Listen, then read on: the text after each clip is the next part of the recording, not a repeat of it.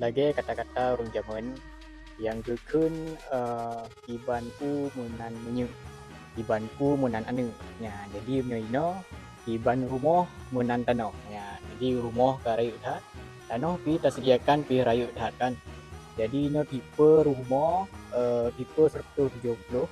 dan tipe 130 ya jadi nah leboh kamar mano ngon leboh kamar tidur ya nah cik yang put boh kamar tidur ngon put boh kamar mano jadi menucuk komplek yang rek-rek dan jumbo tanahnya kan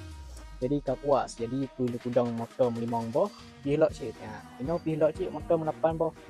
nah jadi punya motor-motor lagi motor rek ujuk kan Pajero Fortune kan ino boh dua boh boh nyu ikut pi alia pilot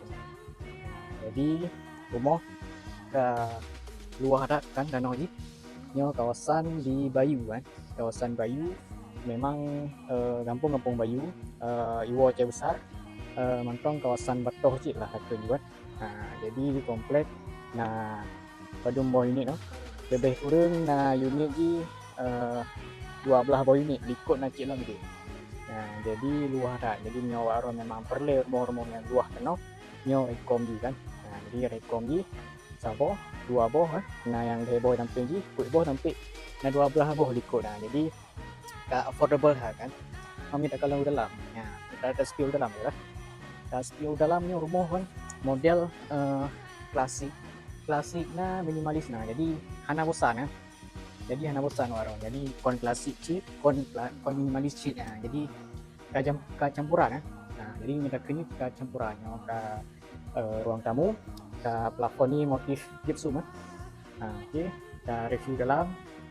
ni ruang tengah kan ruang tengah nyo na tadi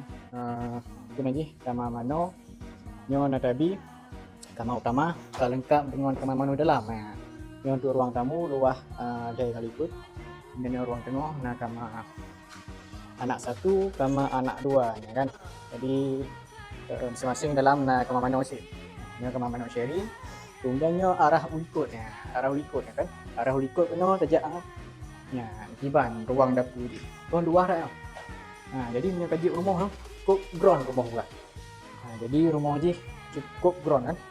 jadi hanya nyisa orang pilih pun tak ada baget dengan kualitas pribadi kan ada budget bahan je kan jadi ni untuk akses udapu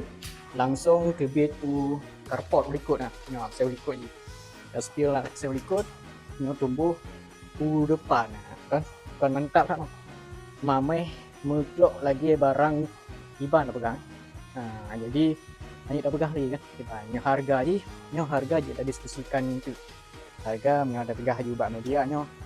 1M lebih besar hanya ada tiga kan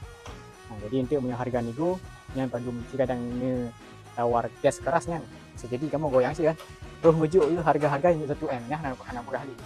ni harga promonya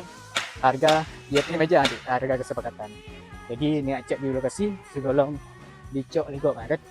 metode jit kredit dan jit cash jit jadi hana puyo arot. Assalamualaikum.